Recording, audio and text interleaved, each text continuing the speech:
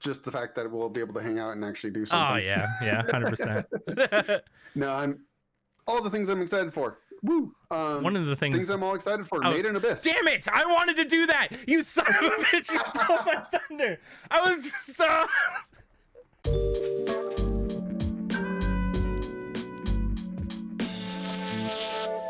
Ready for this? I'm not ready. No. Let's go. Damn it, Bear. How are you not ready? I'm ready now. I'm ready. How are you not ready? I'm just gonna full send this. Welcome to Otaku flavored, everybody. This is so uncannily quick. We were trying to do a pre-recording rant about other stuff. Apparently, he wants me to rant about X-Men on screen with you for some reason. Yes. And I gotta say, I love X-Men to the heart of me. Like the original X-Men series, every last bit of it. The cartoons back in the 90s, excellent. The movies haven't ever been outstanding, but they haven't been terrible until X-Men First Class, which is some of the worst X-Men movies since then and forward I've ever seen. I don't know why you wanted this to be on a recording. I don't know either. Okay, just in case. You wanted to do something about Mystique, right? Yeah. Something about Mystique being complete trash in the new stuff. I don't know what they did to her. If they butchered her in the newest one, probably, because they definitely did Kitty Pryde dirty. They did. Yeah, they did everybody dirty. I was gonna say they just messed up so much of that in so many ways. I remember seeing like what the hell did they do with Darwin and whatnot? Like there's oh yeah, and they killed some of my favorite plot lines. Like they made in First Class. I should let you talk at some point. No, Class, they immediately made Charles and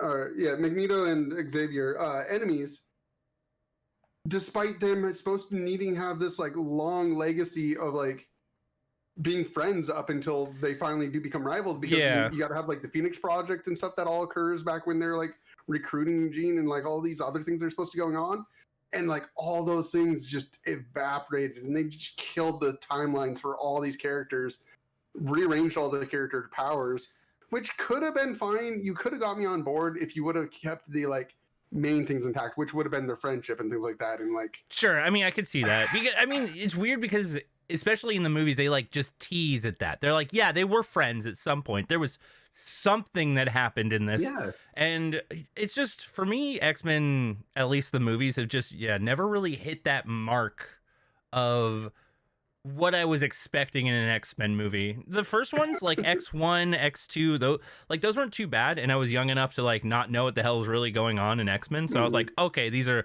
action movies. I like action movies. So, but then once it hit, like First Class, like Days of Future Past isn't absolutely terrible, but oh my god, the one after that, I can't even remember what it's called. I'm offended you called that Days of Future Past not terrible. Well, man, it has my favorite Xavier in it. I like when fucking Patrick Stewart plays Charles Xavier. All right. Yeah. Yes. But still, whatever. I don't know. Everything past First Class is just pure trash. I don't care. No, I will agree. It's just, I don't know. It's strange. It's strange how bad they dropped the ball on those, like, and switching characters' powers around, calling characters names that aren't their name, basically. I don't know. Killing off certain characters when they killed them off. It just made me feel like there was some rights issues and they just didn't know what they wanted in the end.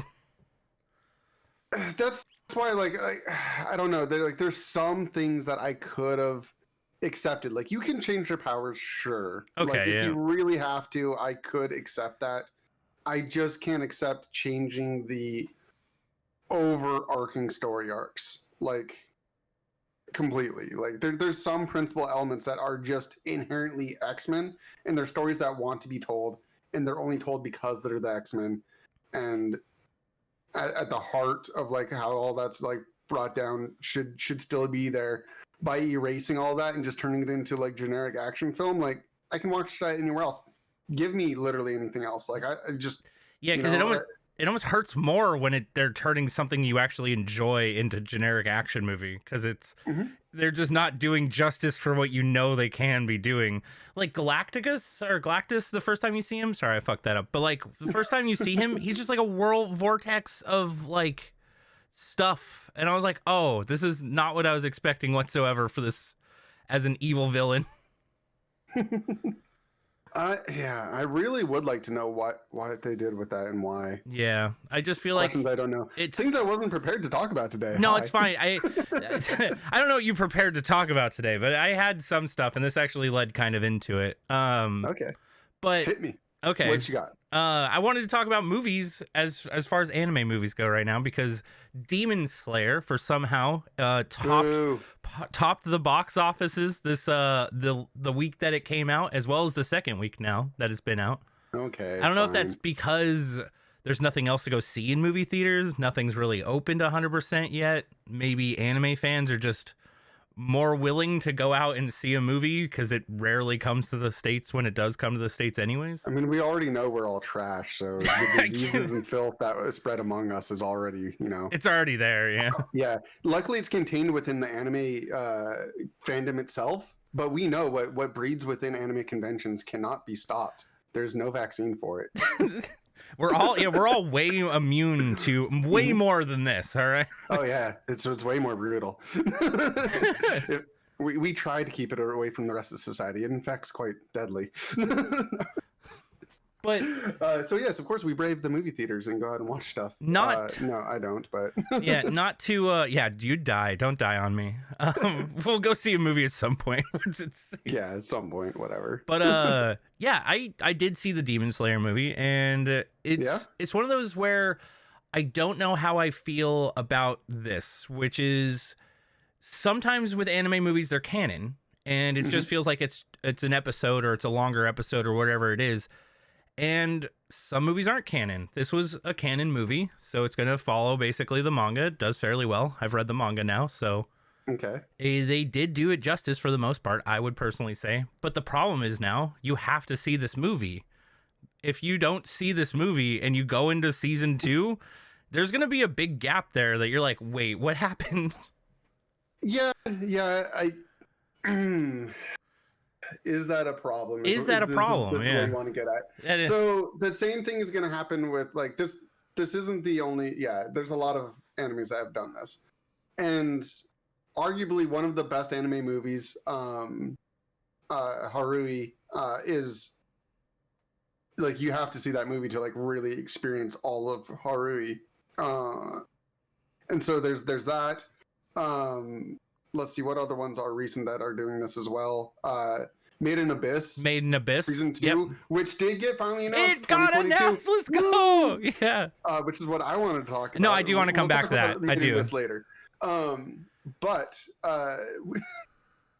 so that's one that you have to watch the movie if you want to know season 2 was going on.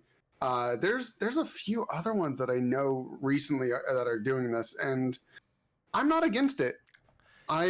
Weirdly think enough, we've moved past like needing to watch stuff on TV. That would have sucked if I was watching stuff TV, and movie happens and then it goes back to TV. That feels terrible because Agents of S.H.I.E.L.D. was a TV show that aired, and if you wanted to watch that and then you had to see the Marvel films and come back to it. Of course, we're all going to watch the Marvel films, and so it never really was a bother. But it kept me from watching Agents of S.H.I.E.L.D. despite me liking Agents of S.H.I.E.L.D. because for some reason that just doesn't click with me properly. As to where now that I'm not watching TV when I'm watching anime. I'm watching it online already. Movies are going to come out online. As long as I can get it reasonably beforehand, I'm fine. I think that's the big thing. For a while there, it wasn't easy to watch a lot of anime movies, especially ones that only air in Japan. I mean, it's a lot easier than it was for sure. Because they'll either do some sort of simulcast, they'll do some online, like what we did for the Made in Abyss movie, where they actually were able to air it online for a bit there. And I watched that way too much. I really feel like having the canon movie makes a lot more sense in our current environment, and I prefer it in a lot of ways, weirdly enough. I don't really like non-canon movies because it feels like they're just a throwaway. You're watching it more for the spectacle of what the movie is, which is fine, but you just know that none of this is canon, so you can't just take this and build on it anymore. Like, although the My Hero Academia movies are far better than the series, so fight me. Damn, dude. Okay, so I liked the first My Hero Academia movie, but that second one, I mean, it's not a bad movie, but Yeah. that is like 100% fan service, that movie right there for me. Oh, come on, but Bakugo's death was amazing. Can't just say that. No. They're too afraid to make it canon. Oh my god. They're too afraid to make it. That's how you do it. You kill him in a movie. Oh, dude, that's so weird, because if they do stuff like that, yeah, they kill a character, they introduce a character that they end up killing off, and then throughout the anime series, never touched on. No one remembers this dude had these crazy life-building events, and they don't actually matter. And I don't know, that's so bullshit. It bothers me. Like, if you're making an anime movie, you got to make it canon. I feel like it's just, you might as well. It's weird. It makes lore building or trying to build off of now confusing, because either you get oh, this movie's not canon supposedly, and you have people being like, no, but it is, or if it was, then these are the possibilities. Looking at you, My Hero Academia fan base. God, I just feel like it's the one fan base that cannot stop trying to come up with theories while stuff's going on, especially like where we are currently. And I just, every week, it's just another theory of this is what's going on. I'm like, just wait. All right. I need to catch back up. I'm still behind from when I last stopped, which is far too into it than I wanted to be anyways. But well, you might as well dive in deep and come join me. That's the thing, is like I'm a season behind. I might as well get, Yeah, like, I mean, I'm already into it. I hate the fact that I'm into it. Anime's not too bad. I feel like I'm kind of excited to see where it goes, depending on if they follow the manga or not, or how that all goes down. They've been pretty good so far. But yeah, to get back on movies for a second, though, just the whole experience of going to experience a anime movie in theaters, it's different. It feels weird. It kind of reminds me of going to see a Marvel movie, where you have a bunch of people who are fans of this thing, and it can get quite obnoxious, personally. Yeah, I was actually extremely glad that The Maiden Abyss ended up being COVID out and being released personally. Infinitely better. I've gone to a million anime movies, and I never like them. Also, we're always treated like trash by the staff. Like they're like, what is it? What room? I've had twice now where they've also just didn't play the movie, and they're like, oh, I guess we're refunding you because we just felt like we completely forgot. That's like their excuse. We forgot, and it's already started, and we can't. Do you want us to start 30 minutes late? And we're all just like, give us money back. That actually happened yeah. So many problems by trying to go see them in theaters anyways. Like, I just want to watch them at home. Man, I was gonna go see Porco Rosso, and then the power went out in the theater, and there was only one day to go see Porco Rosso, and basically that's more legit reason than they've just no, I agree. But I was like, okay, cool. Like, are you guys gonna reschedule or anything? And they're like, no, today was the only day that we had rights to air it. So it's like, okay, I guess that makes sense. But sucks. It sucks because I mean, Ghibli films are one of those to go see, I'd say, in theaters. Well, I mean, so if you want to do that, they're actually, so Ghibli films get aired in San Francisco like every month, like all the time. They have so actually if you really like we could go watch them all the way there. Like, I'm definitely down. They have Ghibli Fest like every year for the most part. We went to the last 2 years basically, and yeah, it's my favorite anime watching experience, because a lot of the times the people going to watch those aren't just like, I mean, sure, they're like diehard fans or whatever, but it's not like you're going to get interrupted from watching your thing because Bakugo showed up on screen and someone's favorite character is Bakugo, and they just start screaming. Like, yeah, the cringiness of some anime fans, yeah.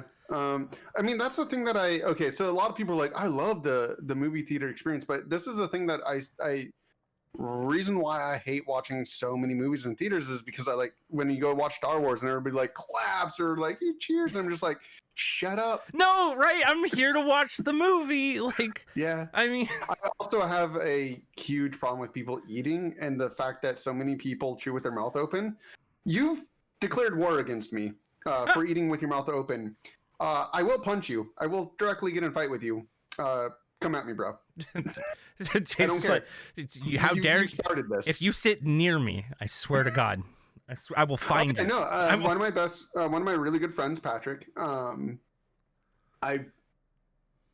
I tell him all the time when he eats with his mouth open, like, I won't sit next to you in a movie theater and things like that, because it's just like, I want to murder you the whole time. The whole time. I hate you. I mean, it's literally just like, yeah, it's the worst thing. So movie experience in general is I'm not a fan of. Yeah. First off, I do suck it up sometimes to go anyways because I just want to see the movie, and sure, I have earplugs. I mean, which is terrible. Seeing it on a giant screen with all the beautiful surround sound and all that is nice. I will agree, especially when it does work out. Humans suck. Yeah, but which was kind of nice about. I mean, I guess seeing a movie almost post-COVID now in this environment, because there was so much separation. There was like no one in the theater.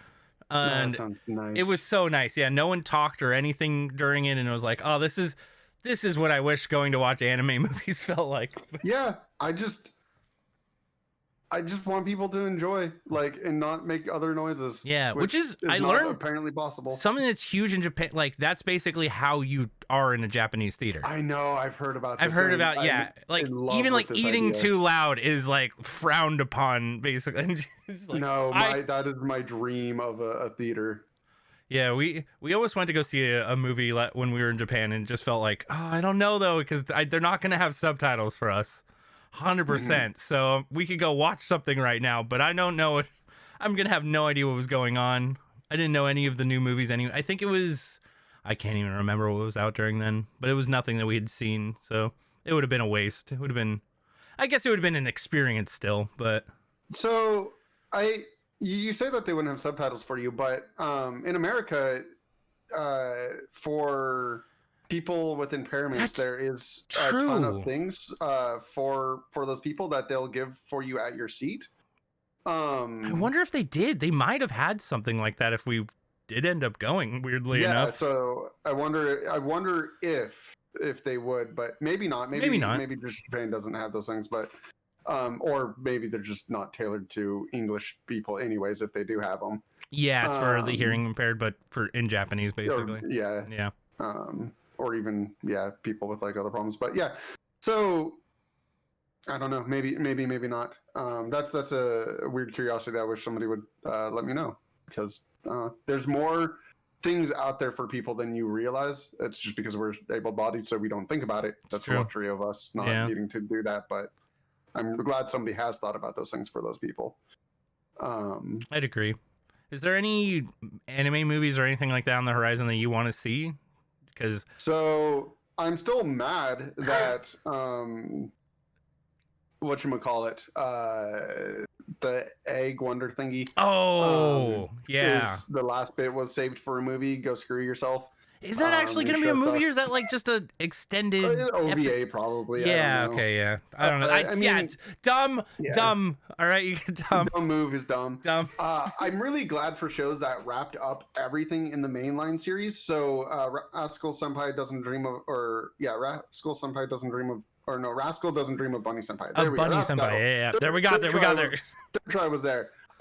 Completely wraps up all of the necessary arcs in the main series, but has two more story elements that are saved for either an OVA or a movie. I forget if that's did come out, or is OVA or is movie. Whatever they did with it. Okay, it's like it's that they only had enough material for half a season, so they didn't want to release half a season on TV, and that makes sense. That does make sense, actually. Yeah. Because the show, if you've seen it, have you? I have not, actually. It is on my list to watch. The show is split up between 4 separate arcs, but there's 6 arcs in the manga. So that's the thing, is like... Got it. Okay. 2 arcs is half the season. They don't want to stretch it and like that, so they needed to do a separate release. I'm completely happy for that. I love that show. Don't know the end result of it. And that's the problem about anime movies sometimes, or OVAs even, is the fact that I might not know about them, or if I do know about them, I forget to look them back up, and so I lose my interest in the show. And if it's not shoved in my face, it just kind of goes away. Yeah. Unlike back when we were kids, like Digimon the movie, that was in my face. Yeah. I went and watched it. Pokemon the movie. Yeah. The very first Pokemon.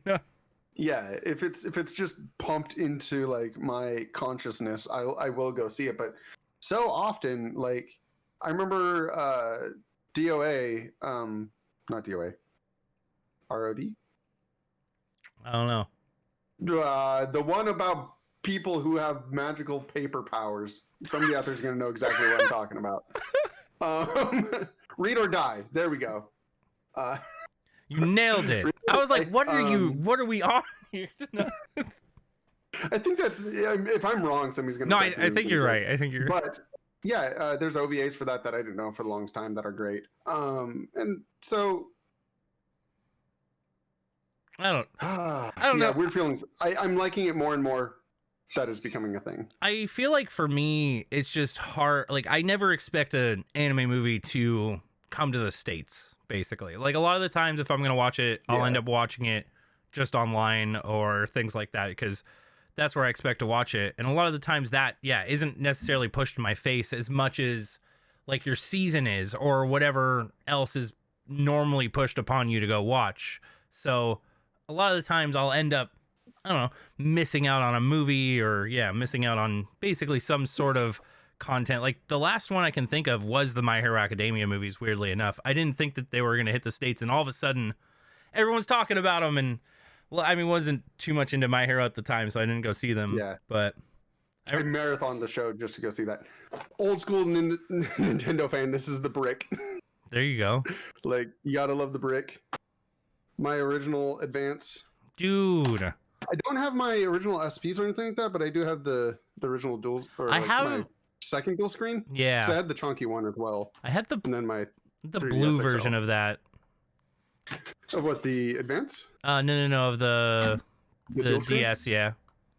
Cool. Yeah. I also, dude, I wish I still had it. I had the Pikachu edition of the Game Boy Color. Oh, I think that would have been sweet. I know. I think, weirdly enough, I think I do still have it somewhere in storage, but it's missing the back of the battery case. So, like, the batteries would just be exposed. I also have my old gray brick from way back in the day. I wish I had my old gray brick as well. Yeah. I have my old red brick, but not my gray one. I also wish I had my color. There's like, I can see exactly why I have each one of these. Is like, it's like the end of each evolution cycle. Yeah. Except for the color cycle, but I mean, this one still plays original Game Boy games, so this is like the end of that loop. This one still plays advanced games, so it's the end of that loop. Yeah. And then this one still plays DS games, so it's like each one has like their like they can play the things before it. So which is Nintendo, I feel like was always good at doing that. Yeah, backward playable up until a certain point, and then they drop it. It's weird. Yeah. Like all even of their new stuff seems like really anti-consumer in a way, because it's like, oh, we know you're gonna rebuy it now, so we're just gonna resell it to you. But like even the DS lost its advanced port after a while, and then the fact that they just straight up removed some of these things from, like, that's this one was a little bottom thing. It's like they just got rid of that. I think it's the Lite where they got rid of that, the DS Lite, if I remember correctly. Yeah, the DS Lite and the DSi both. The DSi, yeah. Which I think even just later versions of the regular DS just didn't have it. Yeah, I can't remember if they ever got rid of what for the God. Why can't I think of what it's called? I have one right over there. Another thing that I don't like about this one is this doesn't support the stuff that used to attach to the bottom of the SP. Oh, that's true. Yeah, it does not. Yeah, the little sensor stuff. And so, like, even this isn't 100%. Yeah. Yeah, 100% what I want. Like, I kind of want to get an SP just because I would want those. Dude, SPs are nice. Although buying all the stuff for that would be annoying. Yeah, I really do miss my SP, because I remember, like, that's the console that I beat and played through Pokemon Crystal on. Yeah. And that was like, they're good. I was in love with Pokemon Crystal. You can get some really sweet upgrades for those nowadays, like like way better backlights and things like that just make it so crystal clear to play on. I saw, somebody was doing revival ones where they made their own custom ones and whatnot that they were selling for a while. There's also the SP Micro that somebody made as well. Yeah. You could buy that was like super tiny. little keychain sized, fully functional. Yeah, just a little too small for me. Like, I don't know, my hand is just like, Oh, yeah, what am I doing? Like, Got these bear Big mitts. monkey I hands, can't. what? Yeah, that's something that kind of sucks with like things getting smaller in some ways, but I don't know. Truthfully, like the DS XL and things like that, I'm glad those started coming out. Or what was it also? The 3DS XL and all of those. Yeah, that's the one I have now is the 3DS XL. Yeah. But now I mean it's the Switch, so Yeah, and they're also gonna. I'm happy. But, Are you gonna get a Pro when they come out? I don't know if they're out actually. It might be out. I don't think so, but they're doing the bigger upgraded version. But when they do a bigger Pro one, yes, for the Switch, I'll probably upgrade. I think I'm gonna upgrade. I do as well. want a bigger one for sure. Yeah, I mainly play in handheld. I've noticed. So for me, I would much rather get a bigger screen as soon as I can. If I'm playing by myself, yeah, screen. And then if I'm doing any sort of multiplayer, even if it's online, some reason I end up playing docked. But that's other, solo.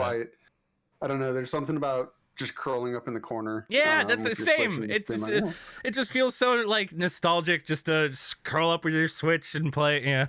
Been playing a lot of Stardew. I think that's just how I play all my handhelds. Yeah, just curled up somewhere. Well, it's funny because like Switch feels to me like it should always be a handheld. I understand that it has a dock and that you can dock it unless you have like the light one that is non-dockable or whatever. But yeah, I don't know. So the reason why I'm most happy though that everything is just going Switch wise is because my Nintendos are and always have been Pokemon devices that have the option to play something else sometimes. Yeah. So now that the Switch is a console that I bought to play games, that is now also going to have Pokemon games on it. It's finally everything I've ever wanted. It's really weird. In one area. I more expected to play Sword and Shield on actual like big screen because I was like, oh, this is the first time Pokemon's actually on a console. And therefore, I can play it on my TV. I never played it on my TV. I never played it on my TV either. No, I just realized that too. I never once tried to. Yeah, I never once have set it up to actually play on my TV. And I'm like, wait a second. Because the only game on Switch I ever played was on TV was Breath of the Wild. Because I was like, okay, console, Zelda games, always been on console. Therefore, I will play it on TV. And it just felt weird to play it in handheld. It's like, this is not how I feel. But weirdly enough, Pokemon was the exact opposite. So Breath of the Wild on Switch, I played exclusively handheld. And the reason being is because on TV, when I did play and when I ever do play, I played on my Wii U because I'm a degenerate Nintendo fan. Faster load times. There you go. And I can't remember. Like I remember when like those comparisons were coming out. I didn't have a Wii U, so I was like, all right, I know what I'm getting it for. I'm not gonna not get it for the Switch and buy a Wii U just to play Breath of the Wild. But I bought my Wii U to play Mario Maker when that launched. Oh, okay. When they announced Mario Maker, I was like, okay, Wii U. I got you. I went out and got one. If they had put a Zelda that was specifically only playable for Wii U, I would have bought a Wii U. I was expecting them to. They did Skyward Sword. They didn't. Yeah. I wonder if that's one of the only consoles that didn't get a Zelda. Because I did play. So I had a Wii, which I played the one that you moved the sword with, but yeah, Skyward Sword. My copy of it's downstairs now. It's no longer up here. I moved all my stuff downstairs. The one where it's the little tiny dude with the big mask on it. Is it Twilight Princess or something like that? Maybe. Do you turn into a wolf? Yes. Then it's Twilight Princess. Wolf. Okay, yeah, that one I played on Wii U. I have. Okay. You didn't play that on GameCube because that was also for GameCube. Damn, dude. I think it was. It was for the console that was before it as well. Oh, I didn't play it back on. I never owned a GameCube. Is it Wii U? GameCube is the only Nintendo console I've never owned. Wait, was Twilight Princess Wii U and Wii? Maybe. That makes more sense. I think that makes more sense than GameCube. I don't think it was on GameCube. Now, is it on GameCube? GameCube was the only console that you didn't get, though? What the hell, man? GameCube was where it at. You could, like, bring it to your friend's house. It had a handle to murder people with. It was... Yeah, but it came out... It came out on GameCube, Wii. It was and Wii GameCube. U. Okay, cool. I thought it was. So the GameCube came out in a terrible part of my life, is why. Oh, okay. So the 64 came out when I was still living with the full family. After that, I went into a bunch of crazy stuff. Not going to get on today here. Yeah. And then and the GameCube came out in that time. And then after the age of the GameCube, I moved back into with my mother, which is the time that the Wii was coming out. So it just the years of like, I didn't really own anything between those years of any game console. That's so interesting. Of any sort. So the only thing that I had during that entire time was an original PlayStation and my Game Boy. Okay, yeah. And because I sold off my Sega and everything else, I just had like a Dreamcast and things like that too. But Nintendo-wise, the only thing I missed out was on the GameCube. Yeah. It was in those years of like extreme poverty, Jay, of like it just never worked out. I'm thinking now too, I missed out on the Wii U. That was the only console I didn't get for Nintendo, which is strange that like, yeah, we both missed out on one console so far. I don't know. Wii U just didn't bring anything to the choice though. It didn't like, yeah. Mine, I was basically, I was trying to decide whether or not I could afford what console, and I was more of an Xbox kid at that time. I was like, okay, I want to be able to play Halo, or I want to be able to play whatever. So I'd always choose that. I've always also been a PlayStation fanboy because that was my first console. That was bought for me. That was your first console? Yeah, my uncle bought me a PlayStation 1. Before that, I didn't. You're my age. What the hell? My I first know. console was an NES. I know, it's weird. I got into the like whole console world so late to the game, kind of. Yeah, you did. Yeah. Crazy. That's crazy. Yeah, the PlayStation was like, I don't know. So yeah, that's like console 5 or more or something. Because neither my parents or anyone else, like I'm an only child, so no one else was into gaming except for me, basically. And I got a Game Boy. That was my first handheld. That got me into gaming and everything like that. But yeah, it wasn't until my uncle basically bought me a PlayStation out of the blue. I was like, here. And I was like, okay, cool. So that's when I just dove headfirst into console gaming. And I didn't get a Nintendo until a Super Nintendo because the neighbor kid broke my PlayStation. And so his parents basically were like, well, we can't afford to get you a new PlayStation. And they like wanted to reprimand him. So they gave me his Super Nintendo. And I felt terrible. But that's how that's a way to like a friendship be over. No, it was weird. We stayed friends throughout all of it. Okay. Yeah. I mean, it was such a weird time. I know it's weird to like look back on that. Yeah. But yeah, I wonder if he resents me, Nathan, wherever you are. But but yeah, that's how I ended up with my first Nintendo console. Was literally just given to me because my PlayStation broke, and it was strange going from being able to play PlayStation games and this is what PlayStation games are, to then playing Nintendo games. And that's where I fell. So you had a Super Nintendo. Did you have a regular Nintendo? Not until later in life. That was like, I bought a Nintendo myself later down the, because I started collecting consoles. That was something I started doing like fairly late in life. And it's mainly mainly Nintendo consoles. I know, right? My oldness. Yeah. But if anyone can find me a boxed Nintendo 64, you guys, I will pay money. I swear to God, they're so hard to find right now. You can buy just the box, like, for fairly good price. But I don't know. It feels weird buying an empty box and then taking a Nintendo 64 and putting it in and being like, yay, it's complete. And it's like, no, this isn't how this should go. But that feels weird. Yeah, I don't like it. Yeah. I don't know. I've always loved Nintendo. So Nintendo was the one that I kind of stuck with. Because it was weird. Going from PlayStation to Nintendo, I actually fell in love with Nintendo. I thought I was mainly going to be a PS or a Sony fanboy forever because I loved most of the games, but I got my hands on A Link to the Past, and man, I played that game to like just high hell. So such a good game. Like, and then Super Mario World, both those games were my main staple of games on the Super Nintendo, and they just drove me home into being a Nintendo fanboy. And then the next console I wanted to get was the 64, and I remember renting one from Blockbuster. That's how old I feel now. Okay.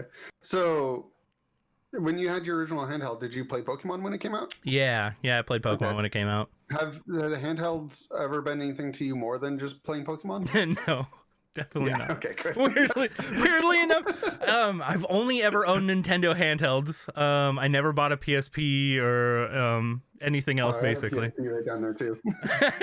I don't know. Handhelds to me was just I don't know, an afterthought. I kind of grew into PC really early. I think that was another thing too. Like I got the PSP because I was into modding, and so that thing's modded to all hell. It runs a really crappy OS. It doesn't run games.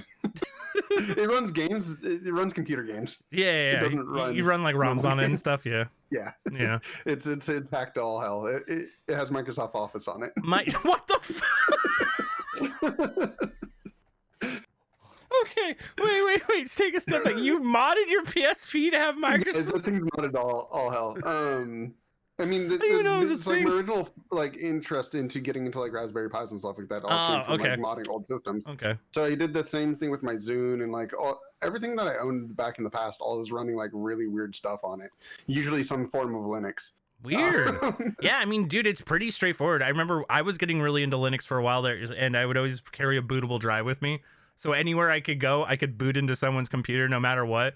Just plug in my OS, switch to it. All of a sudden, I'm running Linux on your computer, and I'm like, yeah, it's mine now. Files. It's my computer now. Yeah, I don't know. There was a weird obsession. I never did it with any of my Nintendo stuff. I keep those pure, but I modded the crap out of everything else. Dude, you should totally 100%, if you have like like the mini NES or the mini SNES, those are super moddable, and you can just basically throw everything on there. They're basically designed to be modded. Yeah, maybe one day at some point. Yeah, but whatever. ROMs is a weird one for me because the place I used to go to get ROMs and all that just disappeared, just phased away. I don't know. Emu Paradise was where I used to go. Yeah, you used to go there. Yeah. I mean, we don't have to talk about what site you go to. Yeah. I mean, no, I didn't ever, never had any ROMs for anything that I didn't own personally. All right, you guys. Okay, so I want to get off on weird tangents all the way, but no, of course. H2H dude's getting slapped with a lawsuit because they said that they pirated the Jake Paul fight. Oh, that's shit! A whole nother subject. I don't really oh my god! Okay, we don't have to go into that. We'll but talk about that I didn't know that. That's cool. But that's not cool that they're getting sued. Of handhelds and things like that. Did you ever had a virtual pet? I know we talked about Tamagotchis at one point, but did you ever have virtual pets? No, I never. No, never Digivice or anything like that either. No. So I am such a nerd, but I'm gonna be out walking next month, so I wanted to get myself a pedometer, but I don't want to be an adult because I'm a nerd. That's how we work. Yeah, that's how we work. Reason to walk. Yeah. So there's a really cool Digimon watch that keeps a track of your vitals and steps and stuff. It helps you digivolve your Digimon to fight people worldwide, and I bought it. It's on its way. I'm gonna be training up a Digimon next month. Oh, that sounds so familiar though. I want people to get into. I joined a community for this because I was like, I need somebody else to talk to about this. Because I know nobody is gonna get into this. That's so. I don't know, man.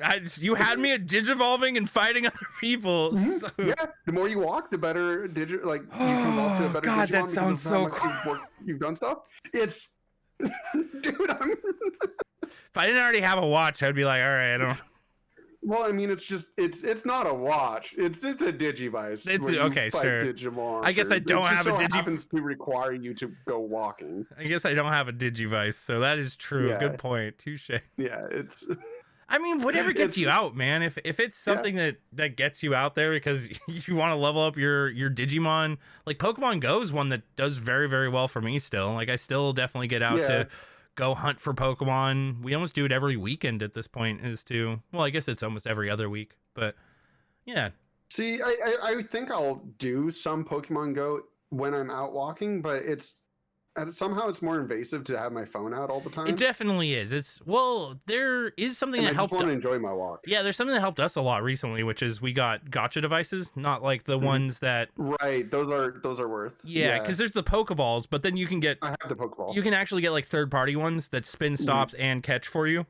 because the Okay. Pokeball will like light up and it'll be like, hey, press me, which is still kind of like not automated enough for if you But want to just go on I a can walk. keep it in my pocket and experience my walk. Yeah, so this would that is how I do prefer that. this would allow you to just keep it in your pocket, go on your walk, and then check your phone after and see all the stops you spun and all the Pokemon you caught. It's pretty nice. We use it too because I might get one of those. yeah, they're not too bad. Me and Tiff actually have one that's for two people because we're always together when we're playing. So it runs two accounts, and it's very nice for me when I'm having to play driver. Like a lot of the times when we go to San Jose to catch Pokemon and stuff, we'll be hopping around and I can't catch Pokemon while I'm driving. Don't do that, you guys. That is very dangerous. I swear to God, Pokemon Go is probably the most dangerous game to play while driving. So it allows me to at least catch Pokemon while I'm driving everybody around, which is kind of nice because normally before it, I felt so left out.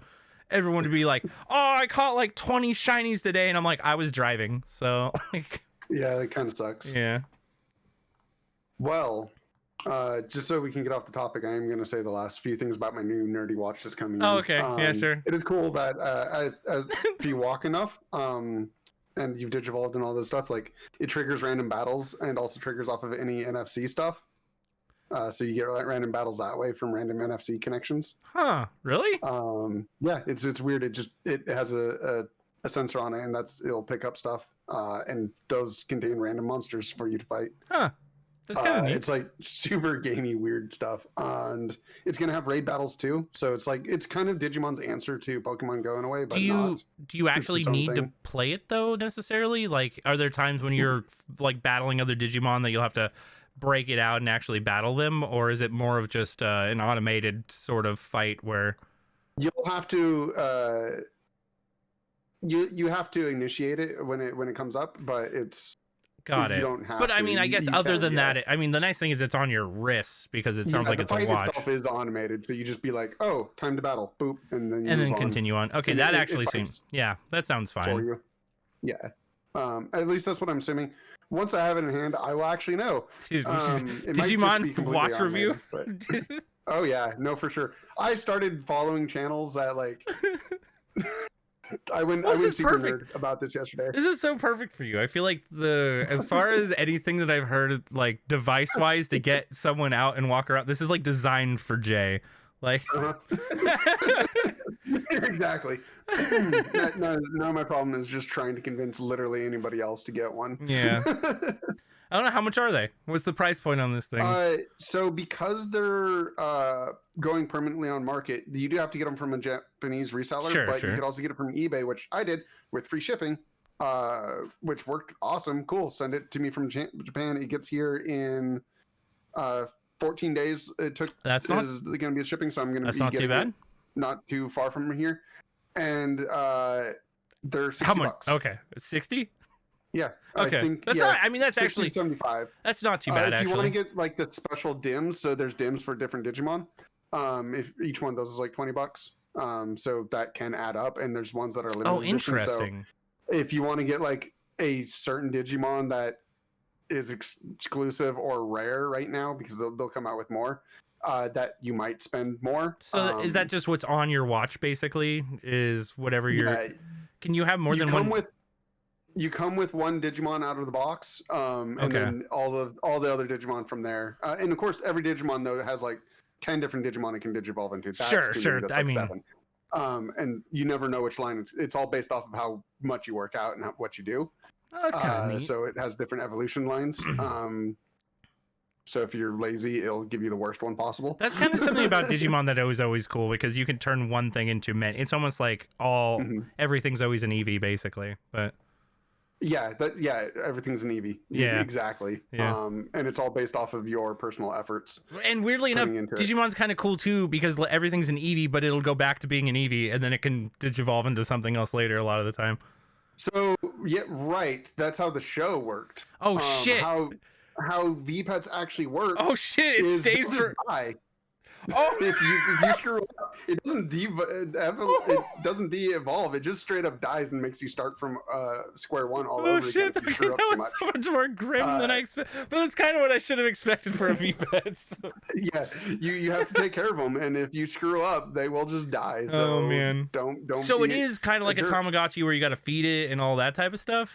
So you don't feed it, you just Work have to out. exercise every day. Got it. Okay. If it doesn't sense you for 24 hours, it automatically dies. Damn. Okay. If it's sickly because you're not working out, or it's taking damage and it loses 3 fights after it's sickly, it'll die from that too. And so there's death scenarios. Interesting. So this is very much designed to get you out to move. Okay. Yeah, if you don't keep up with it, you're gonna lose your Digimon. That's kind of neat. I kind of like that in some ways. It's like closing your rings if you ever had an Apple Watch or something like that. Like, yeah, it just bitches at you until you're like, all right, fine, all right. The funny thing is if you're trying to collect all the evolution lines, that means you have to be lazy. At least one. Get the lower line. Yeah, at least once, just to get the lower line. But it has global battling, so you can connect it with your phone and you can connect with other people to fight with it. So that's neat. You want to train up the best possible one to then be able to fight on the leaderboards and stuff like that, or against people you know. So that's cool. That is neat, actually. That's kind of sweet. I might see getting one of these at some point. I don't know. It's so weird. Like, I need something to get me out more than I am currently, other than my just pure force of will to get up and move. Watch it in your future, sir. I don't know. It's weirdly enough, gamifying walking seems like it'll help. The only thing that seems depressing about this is I know the moment I fail and I lose all of that progress, it's going to hurt. It's going to be like, oh, I got to start over and level you up again.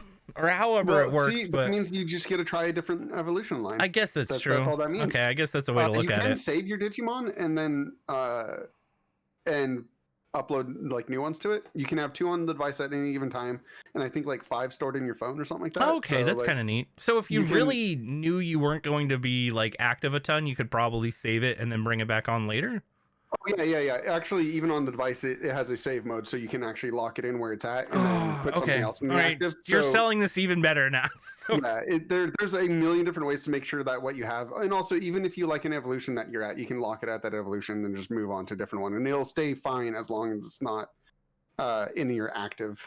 Got stat. it. Okay, that makes sense. So they did think about the whole thing. People do like their pets. Yeah, but, I do. Yeah. I don't want to cry every single time I decide not to go for a walk, or I leave my watch for 24 hours and I forgot about it. Next thing you know, it's dead, and I'm like, oh man. Well, I mean, even the fact that you could just lose enough fights and like your Digimon could just get killed. Oh, that's true too. So there is a just chance that you just have to restart anyways. But that's not like a mountain to climb. It's actually very easy to get up into evolutions. It's just maintaining. That sounds fine. Yeah, it's one of those things where I'm thinking of it from like a Pokemon standpoint, where if like my favorite Pokemon were to die and I'd have to go catch something again and then level it up again, and all the effort that it would take to do any of this with the time sink it already is like, nope. I'm out, you guys. Like, I'm not wasting. Well, luckily, this is just walking. It's just walking. It's not. I don't have to collect Stardust or like. I don't have to get candy. I'm over here like PTSD. There's nothing special about it. They're releasing new Digimon every 2 months, so there's always something new to go look for. My favorite's not out yet, so I'm sad. Who's your favorite? But eventually, so Lopemon is my favorite Digimon. Which is Lopemon and Terriermon are kind of like a duo, so they're both kind of my favorite. Oh, okay. You're familiar with Terriermon at least? Yeah, with Terriermon at least, yeah. Okay. Lopemon is just the brown version of Terriermon. Okay. The difference is I feel like I prefer the evolution line of Lopemon more than I do Terriermon. Gargomon is kind of lame in my opinion. There's a million people out there who want to fight me over that idea. But Cherubimon is my favorite Mega, so that's what they both can technically evolve into that. Yeah, I don't even know what my favorite Digimon is anymore. I would have to like go back and and actually like look them over again. I remember. I mean, so many people fell out of Digimon, so yeah, like it's fair. It's weird. When I hear one of the names from one of the main characters, I'm like, oh, I remember you. Okay, that makes sense. I can picture you in my head. But like outside of that, any like little obscure one, the only obscure one that I can think of is Bakemon. That's because we had a meme surrounded around Bakemon. So Bakemon's probably my favorite Digimon right now. But I don't know anything. I'm surprised you don't like Mazimon or whatever, the giant bear, Oh, the giant teddy bear. I don't even remember Mazimon. Which is actually, it's really funny because I was looking at all the evolution lines. He's one of the lazy evolution lines Ooh, let's for go. bad training. So Perfect. yeah, I was No. confused. Yeah, you have to be a crappy trainer to get him.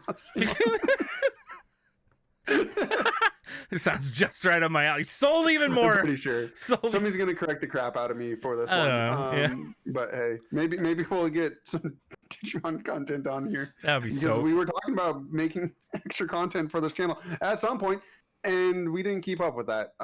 My bad. Yeah, maybe one day. I Yeah, have one day. thing We that I really have- want to do for this channel once we can be together. I know that will instantly help for the pushing of extra content outside of the podcast. Yeah, the viability 'Cause of us doing stuff. It's one of those things where it's just the ease of syncing up to do the podcast right here versus I know once we're doing the podcast in person, it's going to be like more time dedicated in some ways. So might as well shoot something else sort of ordeal. Yeah, we'll have the ability to do more too. So yeah, it's just eventually we'll be doing stuff. Yeah. I definitely, I don't know. I'm just excited to finally get out of this and get into doing live podcast. It'll be so nice for editing. It'll be cool to have an A camera and a B camera, and we can have like drinks that we never really drink and all that type of stuff. It's gonna be perfect. Yeah, all the things, and just the fact that we'll be able to hang out and actually do something. Oh yeah, 100%. No, all the things I'm excited for. Woo! One of the things I'm all excited for. Oh, Made in Abyss. Damn it! I wanted to do that. You son of a bitch! You stole my thunder. I was leading to this. But yeah, you deserve it. You showed me Made in Abyss, so I wouldn't know Made in Abyss if it wasn't for you. So I mean, Made in Abyss is the reason why we have the podcast. So of course we. Yeah, it's weirdly enough how we came up with the name Otaku flavored. The original was Otaku flavored Abyss. That's what I figured out when I came home after dropping Tiff off, and I was like, this works for some reason, and then we just shortened it to Otaku flavored. Yeah. But so yes, season 2 coming out. And of course, you guys got to go watch the movie. Season 2 is coming out in 2022. I'm fine with that. I'm okay with it. I've been keeping up with the manga, so I already know what's going to happen. I'm just excited to get there. But what's new, what's really exciting, what I'm overhyping, and I'm going to be sad when it comes out because it won't be what I want it to be, but that's fine. Video game. The video game! Yeah. Video game. This, ever since it came out, I'm not the first, I'm not the only. There's a million people before me that were like, the mechanics that are occurring in the show look and feel like it was a part of a video game. Sure. And they finally released screenshots in beta for it. They're not the best looking, but it's progress. It'll look good when it's all the way out, probably. Maybe.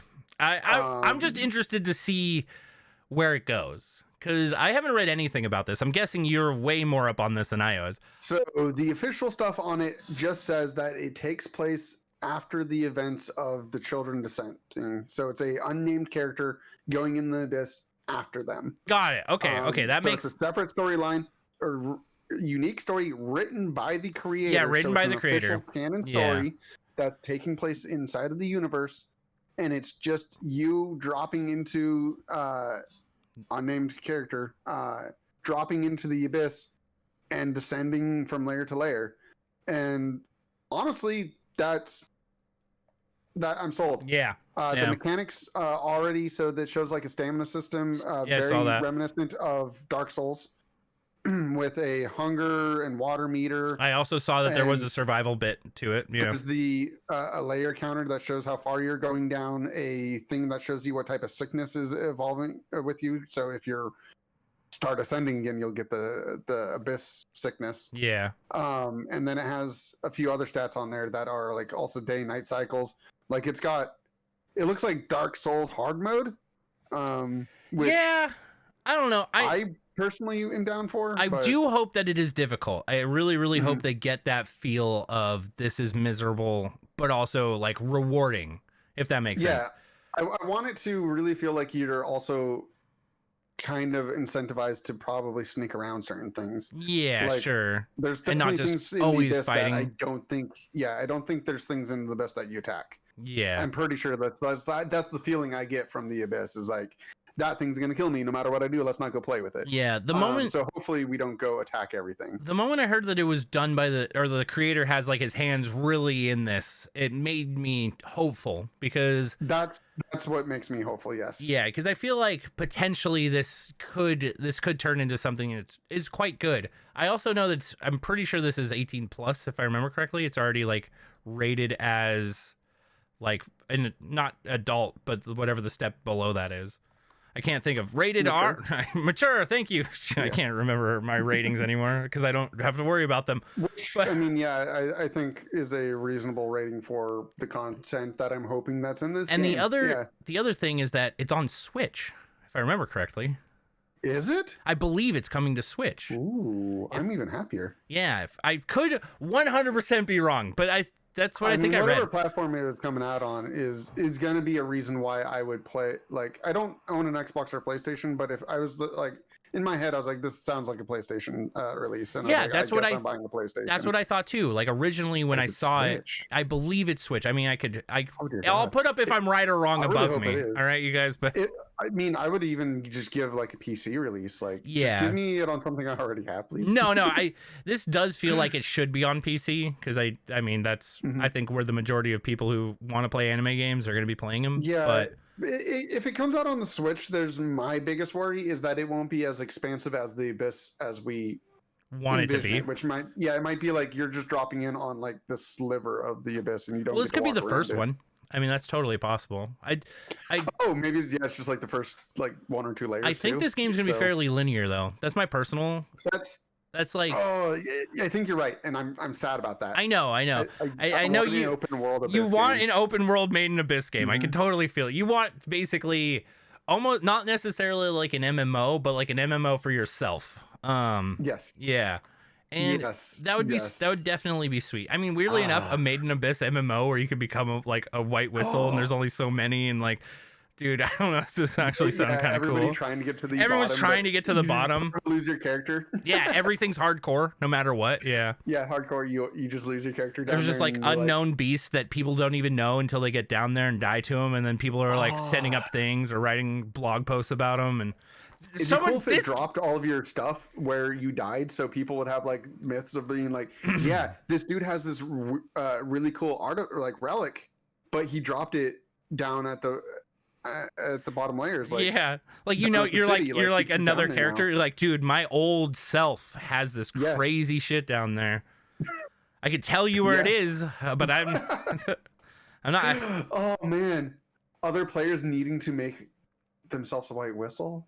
Ooh. Yeah, see, I mean, No, okay. No, I want that game. We're not getting that game. I No, know we're that, not. but We're I not. want that game. dude, Can- weirdly enough, can- some game that makes you descend into difficulty and doesn't tell anything, like kind of almost, I guess, like Dark Souls if there was no player's guides or like there was no way to, yeah, I don't know, just yeah, just People infinitely are- descending MMO. yeah, people are like telling you stuff and then you go on a raid or you do something new if you're like the high end players who are at the very beginning of when things start and you're dealing with bosses and encounters that no one knows about, and you start writing stuff about them basically because you're the ones that are dealing with them. That sounds so cool. Man, so this is actually a thing that I wanted to do an entire topic on one day of is the internet ruining games?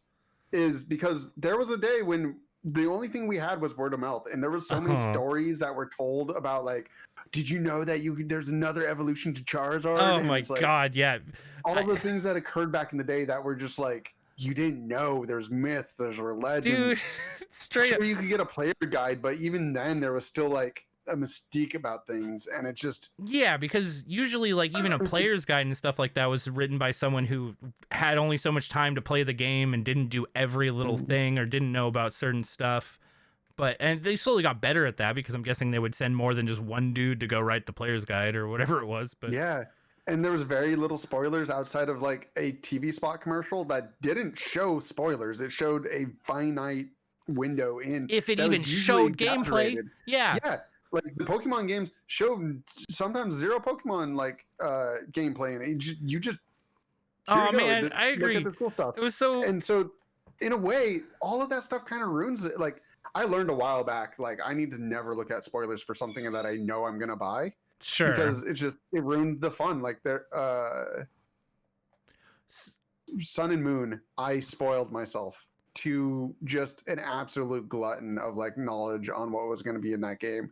And so when I started playing it, I felt like it's so, I don't know. I'm glad that I loved the story because the rest of it just was nothing to me. For and me, it sucked. Like spoilers, I used to feel immune to them. It was really weird. Like I wouldn't care. You could tell me anything and I would still go into it and I would feel like, okay, this is awesome. Weirdly enough, the thing that like changed that for me was Game of Thrones. And after Game of Thrones, like everything that I try to like consume now, I'm like, don't tell me anything because I swear to God, I just want to experience this myself. I don't want to go in and know anything. Because like, I don't know what it was, but like the majority of stuff I'd be like, oh, well, I don't really care. Or like, I'm going to go watch it and I'll still enjoy it. But like I went into that show knowing absolutely nothing. No one had told me anything. I basically just hopped in out of a whim too. And after that first season, I was like, all right, holy shit. Like, I don't want anyone to tell me anything about anything anymore. I just want to figure this shit. If I had known what was going to happen, I probably wouldn't have watched it. And I was like, I started realizing how much other content I had done that with and stuff. And I was like, okay, wait, spoilers do affect me. And yeah, the internet's a hard... And they definitely do in saturation too. Like, slight spoilers is one thing, but like, no, sure. I like spoilers enough to get me into something that I didn't know I was going to be into. So if I know I'm gonna get it, whatever. Every Pokemon game for here to now on, I know I'm always gonna get it. So I don't know why I got into spoilers that one time. I never did before. I'm never gonna do it again. So things that I know I'm gonna get, I don't want any spoilers in. But there's some things out there where I feel like I need that nudge. So yeah, I think there's spoilers to a degree. Sure, I mean, I can see that, and there's degrees to this, of course, too, where I feel like if you completely spoiled something that I could care less about, I want you to fully spoil it for me, because it's like I'm not going to see it anyways. So please, I'm going to be your outlet for you to talk about it. That's one of the weird things about spoilers. I've realized that they exist because whoever is so up to date, they just feel like they need to talk to someone about what just happened or whatever it is. Because I've noticed that a lot now, me reading manga and stuff like that, where Tiff hasn't started the manga and is just watching the anime. And I'm like, I want to tell you what's going to happen. And I've wanted to tell you for so long. Yeah. Well, it's funny too, because there is something about telling somebody something they don't know. Like there's something in us that like it feels good. I'll agree with that. There is that sensation of like when two people know the same exact information and you say, did you know the thing? And they're like, yeah. And you're like, and they're like, did you know the thing? And you're like, yeah. No. Yeah, no. The conversation dies because you're not adding anything new. It's good when one person knows something you don't, or like it's just it feels better. I definitely think it's like the best when you both know, like you both are passionate and like something, but one of you knows more about certain things and one of you knows more about certain other things. So you're just sitting there like, dude, look at this. Let me tell you about this. And they're like, oh, I didn't realize that, but how about this? And you're like, oh, now this is perfect. But it's a rare conversation to have nowadays where everybody just knows every little thing about what's going on or what people are going to talk about. Yeah, there's some people dive into some stuff to like ad nauseum, and it's just like, there's nothing new to come from it. Yeah, which is it's fine. I do like with some things. I do like learning lore and stuff like that. I'm never like too hardcore in a lot of games, so I always like being that outlet where I know enough about a game to be interested in it, and someone who's like super into it is like, I know every little bit of thing, and I'm like, okay, cool, just let me know. I'm down to listen. Like, I'm down to learn some stuff. You're gonna feel great because now you finally have someone to talk to about this thing. And it's like, I like being that person for, I don't know, people who like talking. I just like listening and just I get joy out of seeing someone passionate about something enough to like know a ton about it and like to want to talk about it. Because I don't know, you've probably been in those conversations where you're like really excited about something, you're talking to someone about it and they're like, oh, that's cool, and then like don't give you So with all this in mind, how are you still enjoying Pokemon Snap? It's okay. Like, I'm not too far, truthfully. I've kind of like dwindled down. Weirdly enough, Tiff has picked it up and I've watched her play it a ton. And she Okay. seems to be really enjoying it up to the point now where I think she's done, basically. Yeah, they're just getting all the extra things. Yeah. Like all the legendaries and all the things like that. So this was I unlocked all the places and got them all to the 3rd level. And so AK, everything's done, and I was just getting all the stars of every photo, and also finding all the Pokemon that because there's a lot of Pokemon in there, and I have like half of them right now. Yeah, so filling your there's photo still a decks. lot left to do, right? Yeah, dexing everything. But there's a reason why I stopped playing it every day, and the reason is spoilers. The internet sabotaged me. Oh and shit! It pissed me off. So I know all the legendaries in the game and all the things that I don't have, because despite my like strongest efforts to just delete everything that could possibly spoil me, my recommended feed of assholes who decide to put the spoilers in their thumbnail, you people are the worst. Oh my god! Wait, you're saying on YouTube? On YouTube, they're just literally like the thumbnails. Oh, like, I survived! No. How to catch all the how to find all the legendaries. I'm like, you put them all in your thumbnail, dude. Oh no! I know that there's these X. Oh, don't tell me because I don't know yet. No, I know. I'm not going to, because that's like a dick move. Like finding those things was like the fun part. It was like, oh wow, I didn't know X was in there. That's amazing. No, agreed. Now it's just like, okay, where is X? And that's kind of how I felt when I was watching Tiff play. Is like every once in a while we'd come across a new Pokemon and it'd be like, oh, this is in there. That's cool. And stuff like that. And I could, oh my god, if we had got just even the legendaries, like I don't know how many. Just you saying there are multiple legendaries too is like, all right. I need now I need to know what's in here by finding what's in here. You've kind of intrigued me to play more. I'm glad that you want to go in there and you want to find them all, because I wish I still had that drive. I don't, because I know them all. I just like I know everything that's in there, because if it came up once, like the first time it did, I went through. I was like, okay, ban this. I not interested in this channel at all, and got rid of it through my specs and whatnot. Sure. There's enough of you assholes out there who have decided to put this in your thumbnail, and to all of you, why? Sir, I'm just going to tell you this now. If you're ever playing a game and you don't want spoilers on and you've been playing it, just don't go on. Just don't go on. All right. I've never had the ability for the things to be spoiled in the thumbnail. I guess that's, well, like, I don't know. Pokemon Snap is a weird, unique thing where knowing, like, them in the thumbnail is just so much more just vivid than anything else I've ever seen. I will kind of agree, because in most Pokemon, let's just take Pokemon for instance, you already know going in what the legendaries are. Like that's spoiled for you almost every single time because they're on the box. Yeah. Maybe there's an extra legendary, or maybe there's something special that's in it, but that's usually even itself hinted at enough or set up in a way that you know already before going in. Or Snap, and you can't fit enough things on the thumbnail usually. And now I'm really happy enough people put their dumb face on the thumbnail, because they realize that their dumb face on the thumbnail means I don't see spoilers. I like how, so good to know. I'll keep putting my dumb face on there. No. Yeah, it's just Pokemon Snap thumbnails are literally the most spoiler thing I've ever ran into. That's so weird. I don't think I could run into anything that spoiler. I'm glad I don't follow, or I haven't like searched or did anything for Pokemon Snap. I've said it enough now that I know the algorithm's going to bring it up because I'm near my phone and I'm keep saying Pokemon Snap and it's going to recommend me a Pokemon Snap video. I just hope it's not. Maybe because I ordered them online in 2 different places, like because I ordered them online, canceled, and then reordered them. That's possible, weirdly enough. Like I don't know, there's enough in the algorithm that knows that I'm just gonna see Pokemon stuff, but it just that's weird. It's weird that it would be on your recommended though. Yeah, that sucks. The most just F's in chat for Jay. The teeth. Yeah, you completely killed all my hype for it. Oh, that's so sad. How are you, like, even if you know what they are, you don't have any like sort of hype to want to get your own picture of them? Hold on a second. Cool. So I do and I don't, like, because I still have to hunt for them.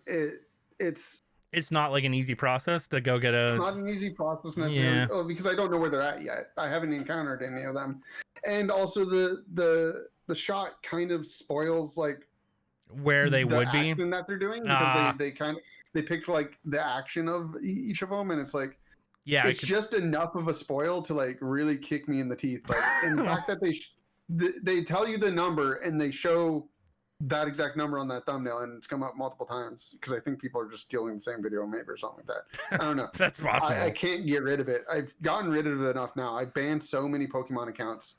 You're like, from my thing that out of here.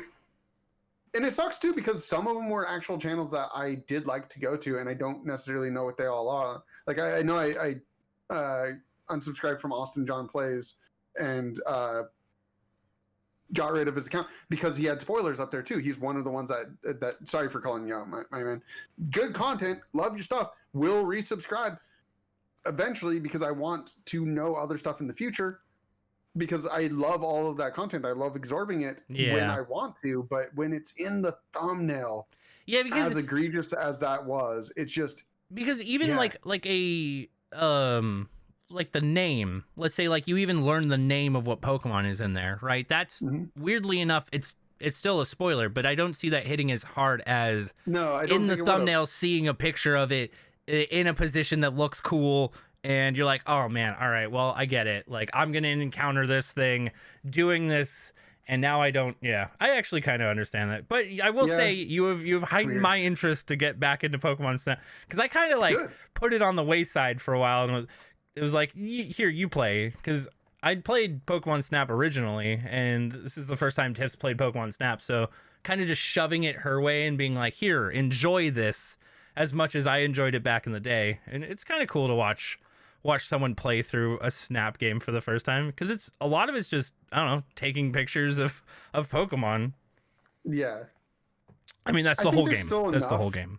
Yeah, there's still enough in there that I think I will get hyped back in to go in and see the other stuff that I haven't seen. Sure. I mean, the game just becomes filling your photo decks after a while. Yeah. So if you're not not into that, then yeah, I want to get to the point where I've seen everything to see.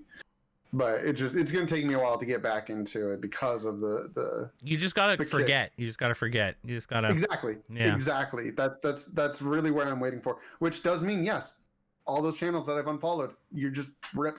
You're dead to me. No. And it sucks, because it's a ton of content that I enjoyed. Yeah, it sucks that it's content that you like. Yeah. But I just don't want to take the risk. Shame on them. I've never had to do that before with content. Literally can't think of anything where I've watched or liked a game enough that the thumbnail itself would be spoiler. Like, maybe a boss in a game that I haven't got to yet, but weirdly enough, even for that, like, I don't know what the fight's going to be like. I don't know. Right. Like, there's Pokemon Snap is kind of in. You're taking the photo is the thumbnail, so therefore that's the spoiler. Yeah, I get it. It's so weird. There's nothing else that I can think of. I'm trying to think of something. Spoiler. I want to think of something else. There has to be something. Maybe I could see like a death. Maybe something like that, where in the thumbnail showed a character dying, like that comic strip when Bakugo. Yeah, dies. Like when Bakugo dies. Yeah, exactly. Damn, it's fuck. There could easily be, maybe, like, if somebody was that dick, but like I think that's it's rare. Unfortunate type of spoilers, but I feel like that's like a deliberate spoiler. So I don't know. I feel like the Pokemon thing is just accidental in a way. Sure, it's unfortunate. They're just trying to show off the coolest part of Pokemon Snap in the thumbnail to make you click the video, where it did the exact opposite effect for you. Yeah, it just destroyed the game for me, and in a way that I don't think any other game could get dismantled. Yeah, which comes back to the thing that I still wish, when Pokemon Snap was announced, in my brain I was like, well, that means I'm never going to get it the way I wanted, which was in a Pokemon game. I always just wanted it to be another gimmick added to the base games in an open world, because they're now doing open world too, which is even more of a reason where it's like, just give me a camera in that open world so I can take photos as I'm exploring that world, in addition to all the other things that you might introduce. Like, I'm waiting for the Pokemon game to come back that has like I forget what it's called, but the one where you get ribbons for doing competitions or whatever of some sort. Is it like Mystery Dungeon? No. No. This No. is a mainline game. You're right.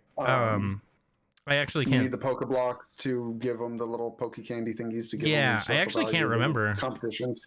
I think it's just competitions. I don't know. I think it what is just they are, competitions. Yeah, within mainline. Yeah. yeah, the mainline.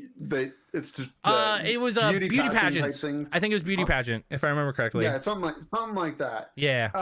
Where you would beautify like, your Pokemon, enter them in to try to get the yeah. Like all of the little side gimmick things like that. I'm waiting for the Pokemon game that just has all those in it. It's just like they're all canon things that happen everywhere because why wouldn't they? Yeah. Right? Yeah. So it's in a way they should just have a region that just has these things in it. I agree. I think that's taking photos should be one of those. Where I'm hoping Pokemon goes after a while is basically they realize, okay, well, technology is advanced enough. Everything, we can fit every single Pokemon into it. We can fit multiple regions into it where you're going to go to multiple regions. And even if it's just a gimmick within each region where you can do a certain thing. But I think as far as like photography goes, I think that would be a good one to just have in general. I mean, you can kind of do it just by taking screenshots. Yeah, you can. But yeah, I wonder if they will have something. A core part of the game would be better. I wonder if they will have something, because that was something that I think Breath of the Wild did amazingly well. Is integrate that into gameplay and into the game fairly seamlessly. Like they put in the ability to take pictures of things, and it was beneficial. Like it would tell you what it is. You basically went from being all question marks into being what it was. It did ruin the game for me, I will say. In my second playthrough, I was like, I'm gonna take a picture of everything, and that was a bad idea. That ended up interesting. That ended up becoming a task that felt impossible, and therefore I was like, I never did that. I'm good. Oh, dude, there's a lot of things to take a picture of. Every weapon that can possibly be, every item that can drop on the ground, every creature you encounter. It was a lot. It was definitely. So, is the problem with Pokemon and the fact that they're finally evolving to a open world game with the next Legends is like amazing. This is the biggest jump forward for Pokemon in years. Yeah, and I'm glad. But is the problem being the fact that Game Freak was the one that used to be always handling it, and the fact that they just knew that every 3 to 4 years they could sell a mainline Pokemon game, no matter what. Like, they never needed to put in that effort. You know, like they're strictly just behind every other game ever. Oh yeah. I mean, the one with the watch, whatever. The Yokai watch. There we go. Like that's just a better Pokemon game in so many different ways. It's not my cup of tea. I don't want to play it, but it's like full 3D graphics in a world that you can run around. Years before Pokemon got off of its ass and was like, "Oh, we should have 3D sprites." Like Pokemon's just so far behind the curve from every game ever, and it reminds me just a lot of Nintendo in general, because Nintendo in general is very much like playing catch up the entire time. Is like Xbox, PlayStation, they've all have their online marketplaces. They all have been doing that for a long time. Nintendo has slowly but surely tried to add these sort of things to their console or to keep up with it, but it's never the same as what Xbox or PlayStation can do. And I feel think that's ever compromised the games in a meaningful way. I'll agree with that. Pokemon is literally behind all Nintendo games. Like comparing it to other Nintendo games, it's just behind. The only thing I can think of is for online services, for playing online games and things like that. And I think that is detrimental when it comes to a Nintendo game. Yeah, it's getting better. Sure. I mean, the Switch is definitely a huge jump in the right direction. Oh yeah. But it's a $20 service. Yeah, I forget to pay. I know. Dude, family plan. I'm going to tell you this right now. Dude, that's the way to go. Yes. That's the way to go. It is. Get a bunch of your friends for a family plan. So, the plan thing in general, so this is the most devastating thing in all of my time with Pokemon, is my favorite Pokemon I put in Pokemon Bank, because I was like, I'm going to upgrade them into the next one. Oh, that's right. For whatever reason, I didn't upgrade them immediately, but I was like, doesn't matter because X game's coming out. I'm going to put them in that one. Wasn't able to do it right away because the newest ones didn't allow him, my Aurorus, until now. Now he's able to go in there. But the problem being, between X and Y time, I let the service lapse. and didn't notice. So when I was finally like, of course I put this on auto pay, didn't I? No, because it didn't have an auto pay or whatever reason. Oh yeah, I don't know what it was. Got deleted. You lost. Wait, it got deleted. Wait, because if you Yeah, put them, they if deleted you put them in after a while. home, they just delete them after a while. No, home keeps them now. Okay. Home keeps a certain amount of them if you're not paying. Okay. But bank didn't. Bank just said, "Hey, it's been Oh, that's so sad. Didn't pay, and it's a few months later, so they like 3 or 4 months or something like that. They would let you, but it doesn't matter because it's way past that. And they're Yeah. just like, yeah, you've gone now, and I was like, that is the most brutal way to lose. Like, okay, that Pokemon's gone to the ether. So, like, straight up just- setbacks to ones and zeros forever now. Yep, he was my first ever Mora that I ever caught, and That's so yeah, sad. he's my friend. F's in He's chat gone. for Jay. You can take back the other one. This is more like shed a tear. All right, that's so sad. Oh, Yeah.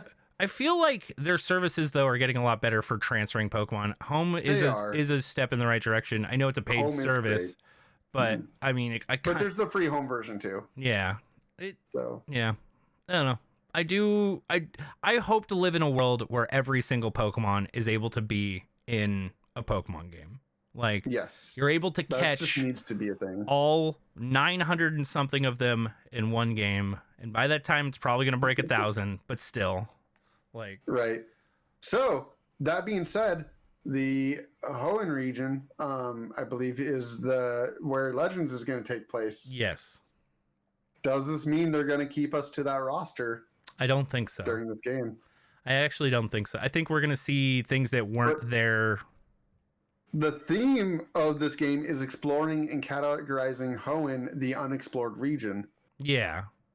So they're not going to put every Pokemon in this game. I'm No, already gonna tell us 100%. that. Yeah. So how many Pokemon are we not going to see during gameplay? And how many Pokemon are we not going to get in the multiplayer? Calling it right now, it's going to be like 300 something Pokemon that is going to be in the game altogether. That's my personal guess. Off of what I think the Switch can handle and everything like that, and what a game cartridge can have on it as far as sprites. I'm probably wrong. I'm probably wrong. But I mean, I'll put even a number. 369, all right? They almost have every Pokemon in the new one now. So They do have a ton of. Yeah. I mean, as far as 2 DLCs later. as far as getting them to be in the game, but I mean, you can't catch every single Pokemon in. No. Which is fine, So It's a step in the right direction. I will agree.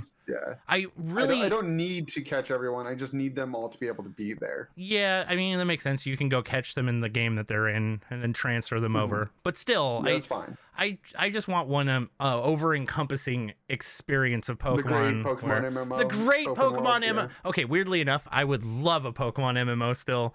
Right? And I know there's there was a fan-made one for a while that got shut down. No, there still is one. There is a Pokemon MMO still. It's sprite-based. I thought Pokemon got super happy about it. Yeah, I believe they did, but I think they brought it back up. Weirdly enough, I saw Tiff playing it not even that long ago. So okay. it still is playable, one. but I want an official one. Yeah, I want one that doesn't feel like I'm just playing the Game Boy games just with a shit ton of people, basically.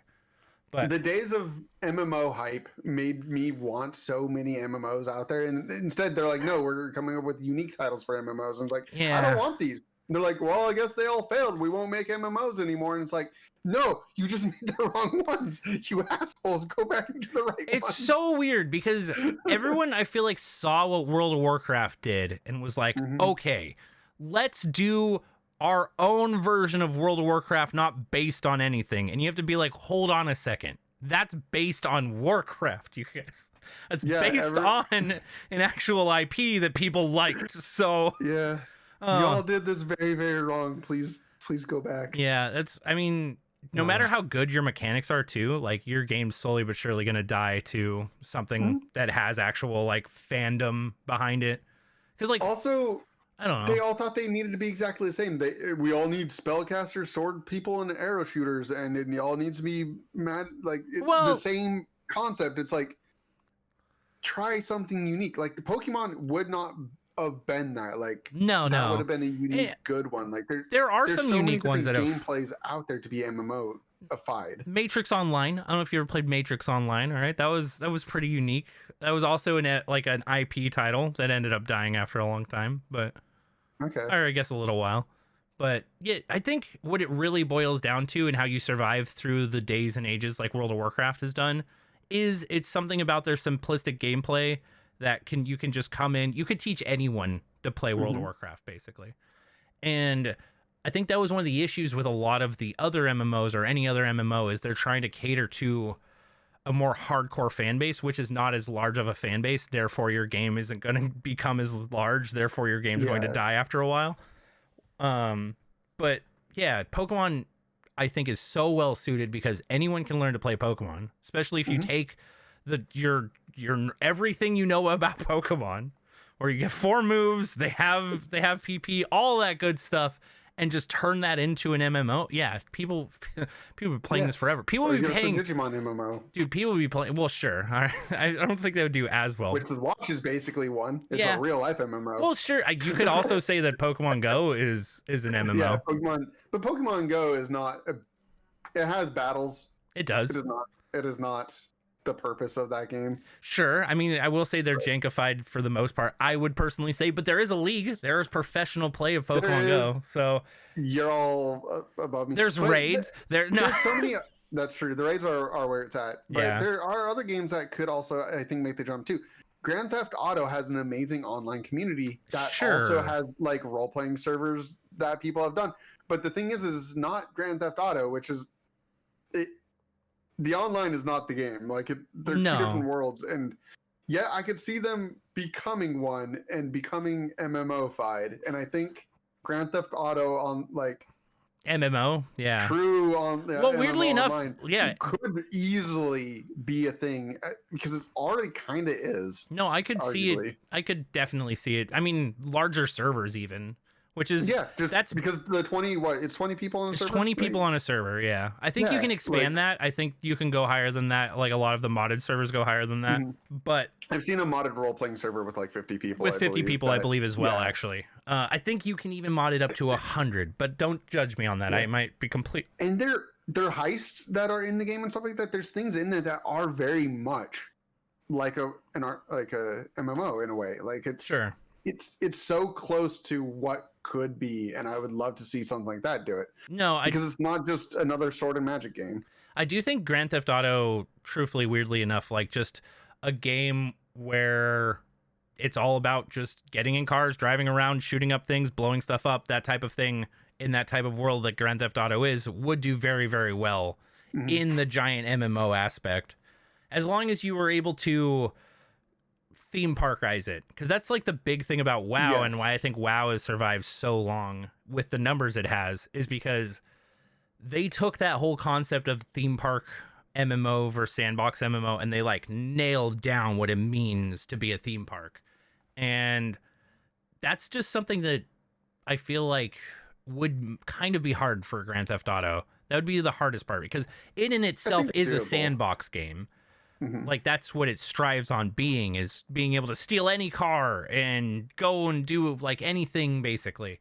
Where if they MMOize it, you would basically have a lot of instance play where your group of people are going in, your group of 5 are going in to do this thing, which is, I mean, that's already how it is for GTA Online. You can already go in with your 4 friends to do heists and things like that, but I don't know. I do think there is a place for it because looking at the RP community for Grand Theft Auto, that's where it strives. That's where it makes me think. Yeah, that's where it makes me think it could exist as well. Well, so would you play an MMO if it was? I mean, not MMO. Maybe if you could just literally like rent, like how Minecraft is, just get a server of like a couple hundred people that on a place, and it's like limited to those people, like. I would love a more tight-knit community experiences like that. Sure. Like, I mean, where you could recruit people from like the main world, like have like a main world hub where you could recruit people in kind of like guilds, where those guilds would go in, and then everything that they did was always universal. But So get in, like the instances was always the guild based. I could see something like that, like at least areas or things like that that are meant to be instanced for you and your friends, basically. Yeah, you and your guild or whatever. I could see, like WoW even had something like that for a while. It was very tiny. I mean, it's not like an entire continent or anything like that. But you could like make your garrison and show it off to your friends and things like that. Invite them to your garrison. But I do wonder if there would be something where there's a place that's the MMO, kind of like, I guess, like basically what you're saying. Like there's an outside world and there is a place that's an MMO, yet there is a large enough area for you to have personalized experience gameplay with your friends, your guild, whatever it might be, your clan. But then you can all go into this larger world where you're going to see more and more people. Weird, like, I don't even know what it really means anymore to be an MMO, because right, yeah, it could be so many other things, like, and that's the thing, is like I don't think the genre was ever explored enough.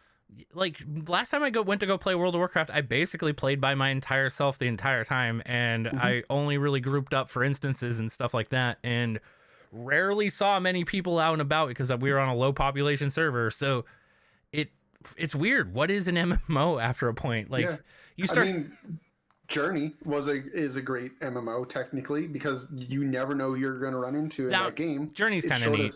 Yeah, but that's another way that they could handle it. Like, imagine a server where you just people could wander into your area / everybody's still. Not everybody's overlapping at the same time, but could. Yeah, that's like, weirdly enough, that's how World of Warcraft works currently with shards.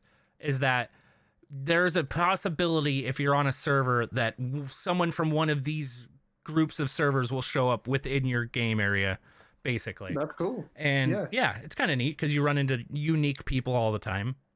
Yeah, Journey, I like an idea like that. I don't know. There's so many ideas that you could do with this that I just don't think other games. I mean, Genshin is basically an MMO without the MMO aspect. Sure, it's like, MMO, but yeah.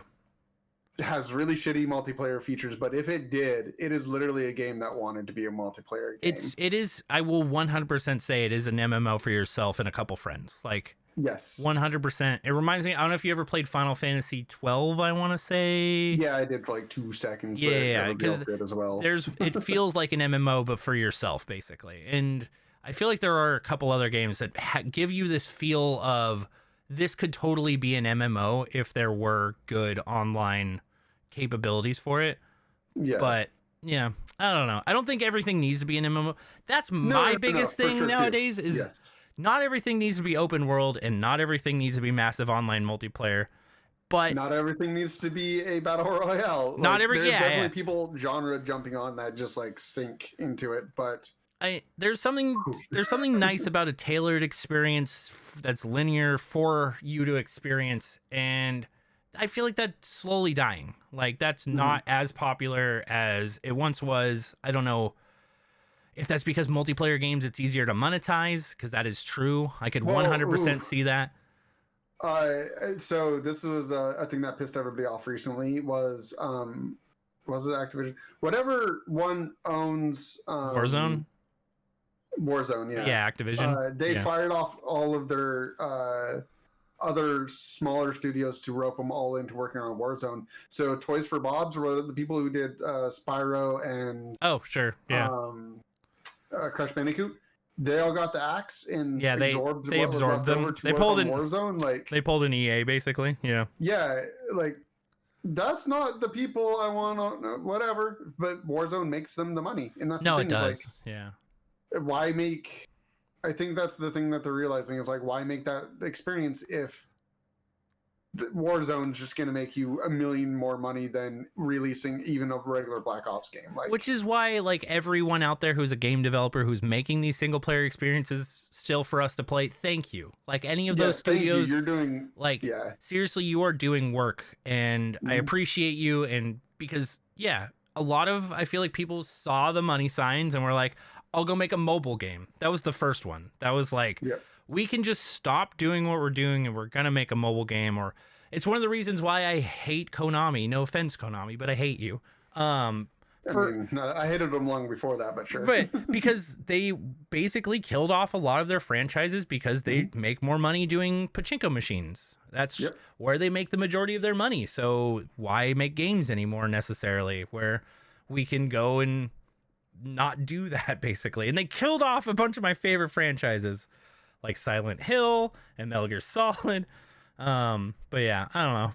It's just sad when companies see the writing on the wall that they could make more money if they go that route. So yeah, the bigger that they are is also the more likely that they will do that. Yeah. And just you see them pull for that direction. And it sucks. It does. It really does. Because a lot of stuff gets homogenized through that process. And yeah, Activision doing that right now to all their stuff. Like, yeah, it's dumb. The fact that we're not going to get retro revivals from that studio anymore is like a now obvious slap in the face of like, yeah, that's just not happening. I don't know what else there was that I wanted to experience, but it's not happening. Yeah, no, exactly. Somebody else is going to have to pick up that, and who has the rights for it? Probably. And that's where a lot of spiritual successors came in for indie studios and stuff like that. And true. I like how that is a market where an indie studio can take something that we all know and love and then turn it into their own thing. Sucks that it's not Spyro, let's say. As long as it's not Mighty Number 9. yeah, I guess, yeah. But wait, yeah, didn't they just re-kickstart Mighty Number 9? Am I thinking something else? I hope not. Who's going to support Mighty Number 9 after the last kick in the teeth? I don't remember. I don't know. He burnt so many people on that one.